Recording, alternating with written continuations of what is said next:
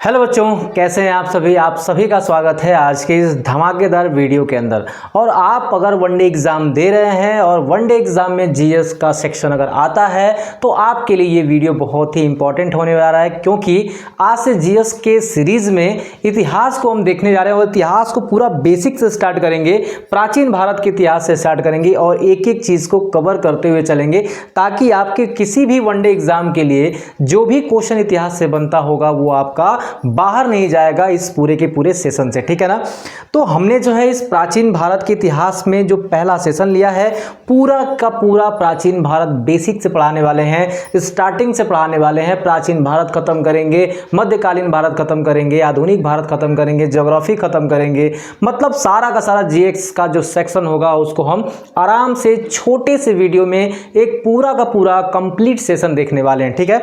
तो बात करते हैं इतिहास के बारे में। जब भी हम जानकारी प्राप्त करना चाहते हैं तो बहुत सारे इतिहासकारों ने इसे 3 भागों में बांटा है। ठीक है ना।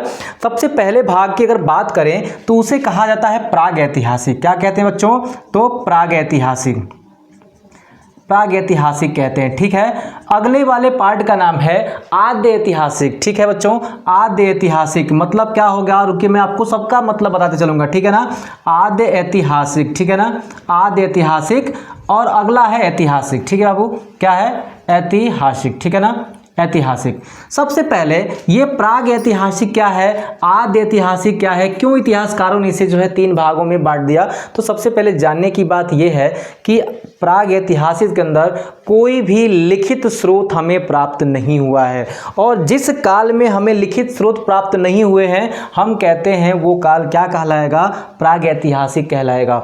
आद्य ऐतिहासिक क्या है? तो आद्य ऐतिहासिक का मतलब होता है लिखित स्रोत तो प्राप्त हो गए हैं पर यहाँ पे कुछ भी पढ़ा गया नहीं है। जो भी लिखा हुआ हमें मिला है वो लिखा हुआ अगर पढ़ा नहीं जा सका है तो उसे हम आद्य ऐतिहासिक काल के अंदर डालते हैं। और ऐतिहासिक काल के अंदर जहाँ लिखा प्रमाण मिला है और उसे हमने पढ़ा भी है उसे हम कहते हैं ऐतिहासिक काल। और इसे जो है हम 3 भागों में बांटते हैं, प्राचीन, मध्यकालीन और आधुनिक इतिहास। तो अभी जो है इन दोनों की बातें तो हम नहीं करेंगे, बल्कि आज हम बात करने जा रहे हैं प्राग ऐतिहासिक। और प्राग ऐतिहासिक के अंदर एक ऐसा काल आता है जिसे हम कहते हैं पूरा पाषाण काल। ठीक है। आद्य प्राग ऐतिहासिक भारत में जब भी हम पढ़ेंगे पाषाण काल के अंदर हमें कुछ भी लिखा हुआ नहीं मिला था, हमें केवल यहाँ की कुछ अवशेष प्राप्त होते हैं। आखिर इस काल का नाम क्यों पाषाण काल ही पड़ा? पाषाण का मतलब होता है पत्थर, और इस काल में हमें पत्थरों से बने औजार प्राप्त होते हैं। इस वजह से जो है हमने इसका नाम जो है पाषाण काल कर दिया।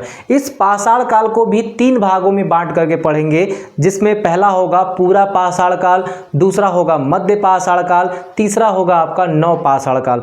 अब आपके दिमाग में आएगा सर ये तीनों को बांटा क्यों जा रहा है और क्यों पाषाण काल, क्यों पत्थर के ही औजार बनाए जाते थे? तो मैं आपको बता दूं कि उस ज़माने में हमें किसी भी धातु का ज्ञान नहीं था। अभी तक इस काल में किसी भी प्रकार के धातु का ज्ञान नहीं था, कोई भी धातु नहीं खोजी गई थी। इस वजह से हमारे पास जो है पत्थर ही एक ऐसा साधन था जो कि हम क्या करते थे, किसी को मारने का काम कर सकते थे, कुछ छीलने का काम, कुछ खुरचने का काम पत्थरों से ही करते थे, क्योंकि उस समय कठोरता वही थी। ठीक है बच्चों। अब आपके दिमाग में जाएगा कि जब हमने यहाँ पे पूरा पाषाण काल, मध्य पाषाण काल और नव पाषाण काल, ठीक है ना, तो स्टार्टिंग हम करेंगे बच्चों यहाँ से पूरे के पूरे पाषाण काल से। आप देखेंगे पाषाण काल की सबसे पहले जो खोज हुई थी वो किसके द्वारा की गई थी? रॉबर्ट ब्रूडफुट के द्वारा की गई थी 1863 के अंदर, जब अंग्रेज हमारे यहाँ आए और जब अंग्रेजों ने नए नए काम करना स्टार्ट किए, हमारे भारत में अपने लिए उन्होंने विकास करना स्टार्ट किया। तो इस विकास के क्रम में जो है आप देखेंगे कि पुरातत्वविद जो थे रॉबर्ट ब्रूडफुट, उन्होंने 1863 में जो है पाषाण काल की खोज की और इन्होंने बताया कि एक ऐसी सभ्यता थी, एक ऐसा सभ्यता जो मानव इतिहास का सबसे बड़ा काल है। याद रखेंगे, मानव इतिहास का सबसे बड़ा काल जो है ये पूरा पाषाण काल है। ठीक है बच्चों, पाषाण काल मानव इतिहास का सबसे बड़ा काल है। ठीक है, मानव इतिहास का सबसे बड़ा काल है और इसकी खोज सर्वप्रथम किसने की थी? रॉबर्ट ब्रूडफुट ने की थी बच्चों। ठीक है ना, 1863 में, याद रखना है, ब्रिटिशर्स के ज़माने में। अब हम पढ़ना स्टार्ट करते हैं पाषाण काल में। पहला काल जो था हमारा पूरा पाषाण काल। आखिर इन तीनों को अलग अलग क्यों बांटा गया था? पाषाण काल को 3 कालों में क्यों बांटा गया? पूरा, मध्य और यहाँ पे नव पाषाण काल। तो आपको बता दूं कि जैसे जैसे औजारों में परिवर्तन होते गए, वहाँ के रहने वाले लोगों में परिवर्तन हो गए, उनकी भौगोलिक स्थिति में परिवर्तन होना स्टार्ट हो गया, पर्यावरण की स्थिति में परिवर्तन होना स्टार्ट हो गया, या फिर रहन सहन, खाने पीने, औजारों में परिवर्तन स्टार्ट हो गया, उसके आधार पे हमने इन कालों को विभाजित कर दिया। आप देखेंगे कि जब पूरा पाषाण काल था तो इस काल के जो औजार हमें प्राप्त होते थे बच्चों, इस काल के औजार उतने विकसित नहीं होते थे, ठीक है ना, उतने विकसित नहीं होते थे, और ये औजार जो थे काफ़ी बड़े होते थे और कोई मतलब उनका कोई खास स्ट्रक्चर नहीं होता था, और कह सकते हैं कि वो खुरदरे टाइप के ही औजार हुआ करते थे। तो हम कहेंगे कि वो पूरा पाषाण काल था। लगभग इसका जो काल है वो 25 लाख ईसा पूर्व माना जाता है, ठीक है ना। 25 लाख ईसा पूर्व जो है इसका पूरा का पूरा कार्यकाल माना जाता है। और आपको हम बता दें कि पूरा पाषाण काल को भी वैज्ञानिकों ने 3 भागों में बांटा है। अभी इसमें भी घुसेंगे, बहुत सारी चीज़ें मिल जाएंगी, पर मैंने ये पूरा का पूरा डिज़ाइन मैंने पूरा किया है वनडे एग्जाम के लिए, न कि यूपीएससी के लिए। हम उसको जो है अगर यूपीएससी होगा तो हम एक अलग से बैच चला करके उसको भी कवर कर देंगे, ठीक है ना। तो यहाँ पे पूरा पाषाण काल 3 भागों में विभाजित है, पूर्व पूरा पाषाण काल, मध्य पूरा पाषाण काल और उत्तर पूरा पाषाण काल। यानी पूरा पाषाण काल को भी हमने 3 भागों में बांटा, हमने नहीं, वैज्ञानिकों ने बांटा, ठीक है ना, क्योंकि इनमें भी बहुत सारी परिवर्तन देखे गए, ठीक है ना। इस एक बड़े से काल में परिवर्तन देखे गए, और इसी परिवर्तन के कारण जो है आपको यहाँ पे इसको भी 3 भागों में वैज्ञानिकों ने, खोजकर्ताओं ने बांट दिया, ठीक है। यहाँ पे सबसे बड़ी चीज़ अगर आपको याद रखना है तो आग की खोज, और आग की खोज का श्रेय किसको जाता है, पूरा पाषाण कालीन लोगों को जाता है। और आज जो आग लोगों के लिए बहुत ही महत्वपूर्ण चीज़ है, उस आग की खोज सर्वप्रथम जो है आज से सोचिए, आज से लाखों वर्ष पहले पूरा पाषाण के लोगों ने किया था। अब आपके दिमाग में आएगा ये कैसे संभव था, क्या वे आग के बारे में पहले से ही जानते थे? मैं कहूँगा बिल्कुल नहीं बच्चों, वो पूरा पाषाण के लोग आग का खोज पहले से उनको नहीं पता था। हो सकता था कि पत्थर के औजारों को बनाते समय, वो पत्थर के औजार को बनाते थे तो वो एक पत्थर से दूसरे पत्थरों को लड़ाते थे, और लड़ाने के कारण क्या होता था कि उससे चिंगारियाँ निकलती थीं, और चिंगारी, हो सकता है कि वो चिंगारी ऐसे कि क्योंकि इस काल के लोगों से ना हमने मिला है ना कोई लिखित प्रमाण है, तो हम केवल अनुमान लगाते हैं कि हो सकता है कि औजारों को जो है, औजारों को बनाते समय, क्योंकि औजार को चोक करना होता था, औजारों को थोड़ा सा पैनिक करना होता था, तो दूसरे पत्थर से उसको ठोका जाता था। हो सकता है कि पत्थरों को ठोकते ठोकते क्या हुआ, चिंगारी निकली होगी, और उस चिंगारी से जो है आग का खोज कर लिया गया होगा। कुछ विद्वानों का ये मानना है कि इन्होंने क्या किया, जानवरों को ये शिकार करते थे। इस समय के लोग शिकारी थे, क्योंकि इस समय कृषि की खोज नहीं हुई थी, तो इनका काम क्या था, अपने भूख को मिटाने के लिए जानवरों को मारना था, मार करके खाना था, ठीक है ना। तो इस काल के लोग शिकारी भी थे, और माना जाता कि इन्होंने पत्थरों से जानवरों को मारा होगा, और हो सकता है कि वो जानवर वहाँ से भाग गया होगा और ये पत्थर जाके किसी अन्य पत्थर से टकराया होगा, चिंगारी उत्पन्न हुई होगी, और वहाँ की आसपास की झाड़ियाँ जो है आग से जल गई होंगी, और उसमें जानवर भी जले होंगे। फिर उन्होंने उन मजबूरन उन जले हुए जानवरों को खाया होगा, और उनका मांस जो है ना वो बड़ा टेस्टी लगा, हाँ बड़ा मज़ा आ गया, ठीक है ना। अब इन्होंने क्या किया कि जला हुआ मांस खाने के लिए बार बार अब ये लोग क्या करने लगे, पत्थर को लड़ा करके ही आग निकालना प्रारंभ कर दिए होंगे। तो ऐसा अनुमान लगाया जाता है। तो ये चीज़ तो एक बात पता चले कि इस काल के लोग जो हैं वो खानाबदोश थे। खानाबदोश का मतलब क्या होता है, घुमंतू थे, मतलब वो कहीं रहते होते नहीं थे, वो जानवरों को मारने के लिए जाया करते थे। एक समाज, एक टोली में वो रहते थे, मान लेते 10, 15, 20 लोग एक साथ रहते थे, और वे लोग किसी जानवर को दौड़ा करके मारते थे। अब वो जानवर ऐसा तो है नहीं कि आओ आओ मार लो मुझे, मैं यहीं खड़ा हूँ, है ना। वो जानवर भागता होगा, ये भी उनके पीछे जाते होंगे। जहाँ वो जानवर मरा इनके हाथों, वहीं इन्होंने उन जानवर को सबको मिल करके खा पी करके वहीं अपना गुजारा कर लिया। फिर अगले दिन अगले जानवर के पीछे दौड़े होंगे, ठीक है। तो ऐसी चीज़ें जो है हमें बार बार देखने को मिलती हैं कि ये लोग एक जगह नहीं रहते थे, खानाबदोश थे, बाकी ये जो है अलग अलग जगहों पे जाते रहते थे, ठीक है ना।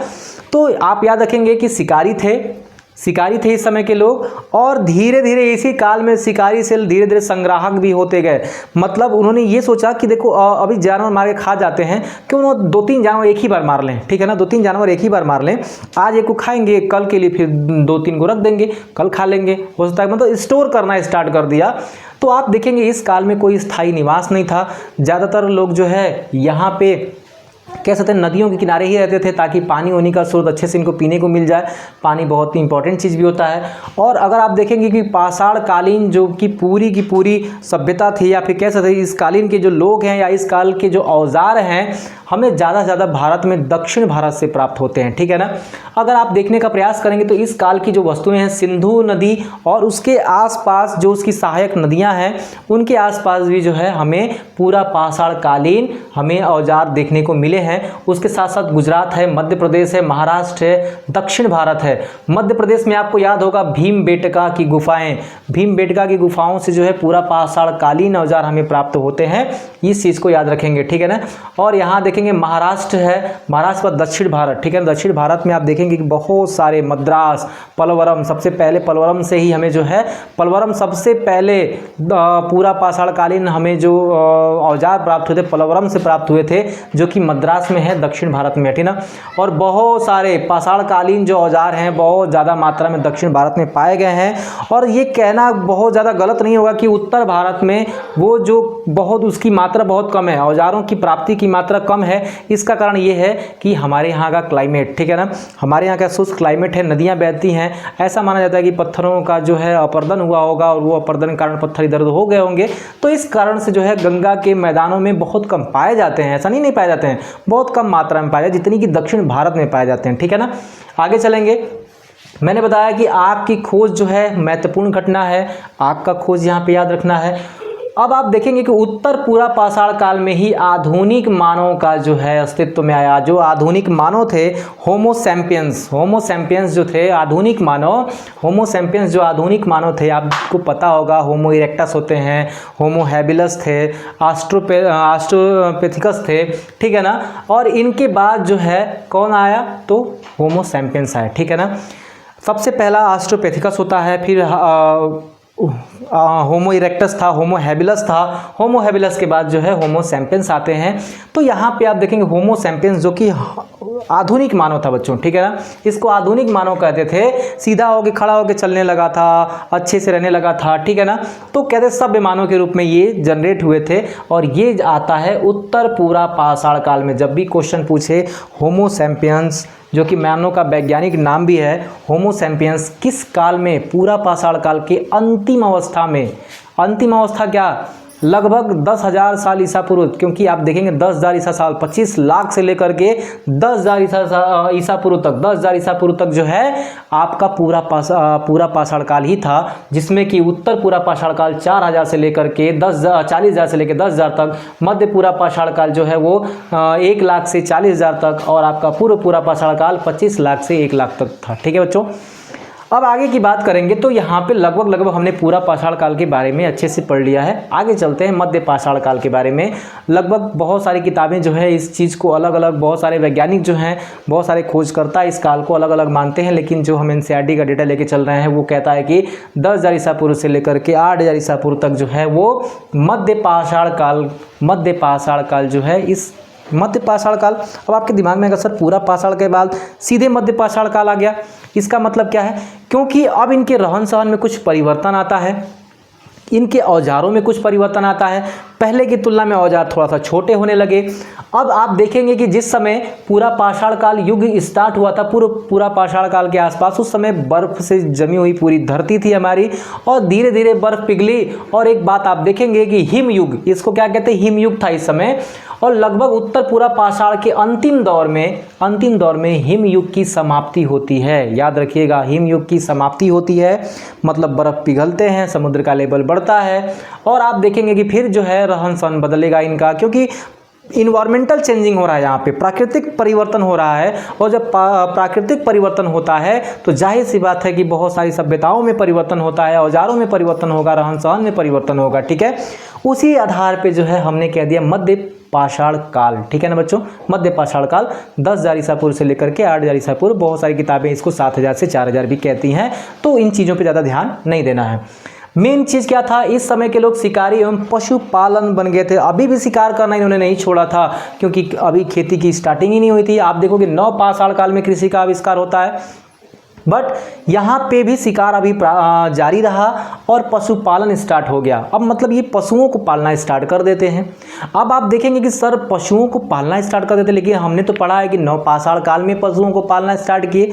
हाँ, पशुओं को अस्थायी रूप से अगर हम पालना स्टार्ट किए तो नवपाषाण काल में। यहाँ पे पशुओं को पालने का मतलब ये है कि जैसे मान लीजिए हम शिकार करके जाते थे, इस काल के लोग शिकार करते थे, शिकार में 4-5 जानवर मिले, चारों पांचों को एक ही बार मार दिया उन्होंने, मार करके मरे हुए जानवर को रखते थे, फिर खाते थे, फिर अगले दिन। तो ऐसा होता था कि जो मरा हुआ जानवर आज खा लिए वो तो सही है, बल्कि 3 दिन 4 दिन 5 दिन बाद वो जानवर फिर सड़ने लगते थे, फिर उनके स्वाद में परिवर्तन आ जाता था। तो इन्होंने कहा कि देखो एक काम करते हैं कि जिनको खाना उन्हीं को मार के खाएंगे, बाकी को रख देंगे घर में। तो ऐसा हो गया कि लोग कह रहे चलो इसको 2-4 दिन तक रखे, 5 दिन 10 दिन 20 दिन जो भी रखना था रखे। उसके बाद वो कहने लगे कि ये पशुपालन के तहत आ गए थे, मतलब आप कैसे खाद्य संग्राहक के रूप में आए थे ये, ठीक है ना। फिर जो है आप देखेंगे अंत्येष्टि क्रिया की शुरुआत होती है। मतलब पहले लोग मर जाते तो ऐसे छोड़ के चले जाते, अड़ा कोई दिक्कत नहीं है, लेकिन यहाँ पे जो है अब परवाह करना, मतलब मृतकों के शवों को दाह संस्कार करना जो है अंत्येष्टि क्रिया कहलाती है। ये शुरुआत मध्य पाषाणकालीन लोगों ने स्टार्ट किया, ठीक है ना। मध्य पाषाणकालीन लोगों ने अंत्येष्टि क्रिया स्टार्ट किया। आप देखेंगे यहाँ पे पॉलिश किए गए पत्थर की खोज की गई है। मतलब पॉलिश किए गए पत्थर की खोज, जैसे आप देख सकते हैं माइकोलिथ है, इसमें महत्वपूर्ण खोज में माइकोलिथ है। एक छोटा पत्थर होता था, नुकीला औजार बनाए जाते थे। लगभग मांस को काटने छेदने के लिए नुकीले औजारों का यूज होता था, और इस काल के औजार पहले की तुलना में थोड़े से अच्छे होने लगे। उसमें हत्थे लगने लगे लकड़ी वगैरह के, या फिर कह सकते हैं कि हड्डियों के हत्थे लगने लगे। और हत्थे का मतलब औजार को पकड़ने की जो पीछे की मुट्ठी होती है, हत्थे होते हैं ना, उसको कहते हैं, ठीक है ना। जैसे इस मार्कर में लिखने का अलग चीज़ है और पकड़ने वाला ये अलग है, ठीक है ना, वैसे लगना स्टार्ट हो गया। तो कह सकते हैं कि औजारों में बहुत बड़ा परिवर्तन आया, रहन सहन में परिवर्तन आया, इस वजह से हमने मध्य पाषाण काल कह दिया। लेकिन एक भयानक परिवर्तन फिर से स्टार्ट होता है कुछ ही 2000-3000 सालों के बाद, ठीक है ना। और उस काल को अब सीधे मध्य पाषाण काल से हमने कह दिया नवपाषाण काल। और इन तीनों पाषाण कालों में सबसे अगर कह सकते हैं कि कम टाइम पीरियड किसका रहा है तो मध्य पाषाण काल का रहा है। इस लिस्ट में बहुत ज़्यादा कंटेंट थे भी नहीं, ठीक है ना। अगर आगे देखेंगे नवपाषाण काल तो 8000 से लेकर के 1000 ईसा पूर्व तक जो है इसको हम मान सकते हैं। बहुत सारे वैज्ञानिक इसको अलग अलग भी कहते हैं, कोई दिक्कत नहीं है। इस काल में कृषि पशुपालन पहिए की खोज आदि जो है बहुत ही महत्वपूर्ण खोज के रूप में आते हैं। आप देखेंगे अभी तक कृषि नहीं हो रहा था, लोग जानवरों को मार करके खा रहे थे। और आज जो भी प्राणी ये कहता है कि मैं शाकाहारी हूँ, मैं शुद्ध शाकाहारी हूँ, उसको ये जान लेना चाहिए कि कृषि के आविष्कार अगर आप देख पा रहे होंगे तो आज से लगभग 10,000 साल पहले हुआ था, है ना। आज से लगभग 10,000 साल पहले कृषि का आविष्कार हुआ था। उससे पहले सारे लोग मांसाहारी ही थे, फल को खाते थे। कितना दिन फल खा लोगे आप, है ना। तो लगभग धीरे धीरे लोग क्या होते गए, जैसे जैसे सभ्यताएं चेंज होती गई, कृषि होता गया, लोग जो है मांस को छोड़ करके कृषि से उत्पन्न हुए पदार्थों को खाना प्रारंभ कर दिया। लेकिन ऐसा नहीं है कि हम बहुत पहले से ही शाकाहारी थे। कृषि का इतिहास केवल और केवल 10,000 साल पहले का रहा है, उससे पहले हम मांसाहारी ही हुआ करते थे, ठीक है ना। तो आज जो ये बनता है ना कि मैं बहुत बड़ा वो मतलब ब्राह्मण टाइप का हूँ, तो ठीक है आप नहीं खाते हो, ये अच्छी बात है। जब आपके पास ऑप्शन नहीं थे तो आपने उनको खाया, ये आहार श्रृंखला का एक पार्ट है। और आपके पास अभी ऑप्शंस हैं तो इसलिए आप उस आहार श्रृंखला को कह सकते हो कि बायोडाइवर्सिटी के रूप में हम उसको सेव कर रहे हैं, ठीक है ना। चलिए तो आगे चलते हैं। इस काल में कृषि बहुत ही इंपॉर्टेंट था, कृषि की खोज हुई, और ये कृषि का खोज ही बहुत ही ज़्यादा इनके सामाजिक परिवर्तन का कारण बना। अब मैंने अभी बताया कि यहाँ पे इस काल में पूरा पाषाण काल में जो हिमयुग स्टार्ट हुआ था 25 लाख ईसा पूर्व, वो हिमयुग जो है ख़त्म होता है कब, क्योंकि पृथ्वी का गर्मी बढ़ती है तो जाहिर सी बात है कि हिमयुग बर्फ जो जमा था पृथ्वी का पूरा वो बहना स्टार्ट हो गया। हिमयुग की समाप्ति लगभग पूरा पाषाण के पूरा पाषाण काल के अंतिम चरणों में हो जाता है। सभ्यताएं बदलती हैं, फिर कृषि का खोज होता है, और जैसे ही कृषि का खोज हो गया अब यहाँ से पूरी तरह से रहन सहन लोगों का बदलेगा, लोगों की दिनचर्याएं बदलेंगी, लोगों के कल्चर्स बदल जाएंगे, मतलब सारी चीज़ें यहाँ पे बदलने वाली हैं। और कैसे, उसके बाद पशुपालन स्टार्ट होता है। लोगों ने कृषि किया, पहला पशु इन्होंने कुत्ते को पाला, ये सभी जानते हैं। तो मुझे लिखना यहाँ पे बहुत ज़्यादा उसको इम्पोर्टेंट नहीं था, इसलिए मैंने बता दिया कि सबसे पहला जानवर जो है वो कुत्ता था, जिसको मनुष्यों ने अपना पालतू बनाया, ठीक है ना। पहिए की खोज हो जाती है। यहाँ पे पहिए की खोज क्यों होती है, आप देखेंगे नए नए मृदभांड बनने स्टार्ट हो गए थे। तो हाथों से इधर मृदभांड, हाथों से बना। मृदभांड का मतलब होता है कि मिट्टी का भांड मतलब जानते हैं आप, मिट्टी का बर्तन, ठीक है ना। तो मिट्टी के बर्तन, क्योंकि धातु थे नहीं, मैंने आपको बहुत पहले बताया धातु का खोज नहीं हुआ था, इस वजह से मिट्टी की जो है बर्तनों में ये अपना सारा का सारा दिनचर्या करते थे, हाथों से बनाते थे, सुखाते थे। लेकिन अब धीरे धीरे क्योंकि आग की खोज पहले हो चुकी थी तो उस चीज़ को पके हुए बर्तन बनाना स्टार्ट कर दिए। अगर आप मध्य पछाड़ काल में आएंगे, थोड़ा सा धूसर मिट बांध भी आया, हो सकता है कि उसको रंगना स्टार्ट कर दिए हों। लेकिन आप देखेंगे कि यहाँ पे इस काल के अंदर पहिए का आविष्कार बर्तनों के अंदर, खास करके मिट्टी के बर्तनों के अंदर एक क्रांति लेकर के चला आया, ठीक है ना। वो क्रांति जो है आज देखेंगे कि यही पहिया जो मिट्टी के बर्तन बनाने के लिए यूज हुआ था चाक के रूप में, कुम्हार के चाक के रूप में, आज देखेंगे कि यातायात का एक बहुत बड़ा साधन निकल के सामने आया है। और मानना पड़ेगा इन लोगों को जिन्होंने इस पहिए के आविष्कार किए, क्योंकि इस पहिए से आज आधुनिक भारत का विकास हो रहा है। अगर शायद इन्होंने इस पहिए का विकास नहीं करते तो हम आधुनिक भारत में जो है इस प्रकार से यातायात को हम सफल नहीं बना सकते थे, ठीक है ना। तो कहीं ना कहीं हमारे जीवन पे प्राचीन इतिहास का भी प्रभाव आज भी पड़ा है और इसीलिए हमें इतिहास को पढ़ाने की आवश्यकताएं पड़ती रहती हैं बच्चों, ठीक है ना। अगर हम आगे चलें तो यहाँ पे आप देखें कुंभकारी सर्वप्रथम इसी युग में स्टार्ट हुई। क्यों अस्तित्व में आई? क्योंकि मैंने बताया कि पहिए का आविष्कार हुआ। जब पहिए का आविष्कार होगा तो कुम्हार लोग आएंगे और वो अपने बर्तन बनाएंगे मिट्टियों के। इस काल में जो है अब कह देंगे धूसर मृदभांड भी बने, पॉलिश किए हुए मृदभांड भी बने, चित्रित मृदभांड, चित्रित कहने का मतलब अब मिट्टी के बर्तन बना करके पॉलिश करके उस पर चित्र बनाना स्टार्ट कर दिए। ऐसे बर्तन भी बनना यहाँ पे स्टार्ट हो गया। और इस काल में 2-3 जगहों का नाम बहुत ज़्यादा इंपॉर्टेंट है। वो पहला है मेहरगढ़, बुर्ज होम और चिरांद। उससे पहले एक चीज़ और छूट रहा था, स्थायी निवास। मैंने आपको क्या बताया कि इन काल में लोग खानाबदोश थे। खानाबदोश का मतलब एक दूसरे जगह से दूसरे जगह तक जाना, मतलब घुमंतु लोग थे।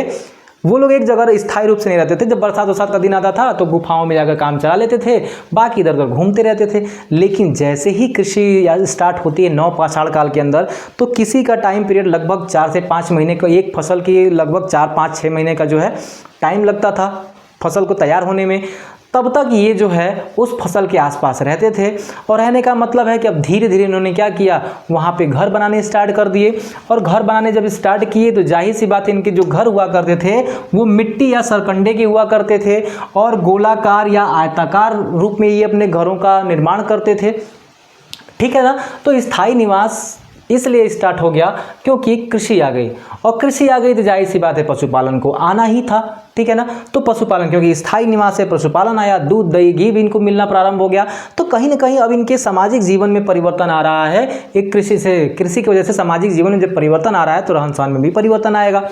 दूसरी चीज़ अगर आप देखेंगे यहाँ पे आगे तो मेहरगढ़, बुर्ज होम और चिरांद। मेहरगढ़ जो है आपका ये बलूचिस्तान के आसपास इस जगह की खोज की गई थी, बलूचिस्तान में पड़ता है ये। बुर्ज होम जम्मू कश्मीर के अंदर पड़ता है। चिरांद आपके बिहार में पड़ता है, ठीक है ना। वो आपके जो भारत के जो बिहार राज्य है उसमें पड़ता है, ठीक है ना, छपरा के आसपास चिरांद, ठीक है।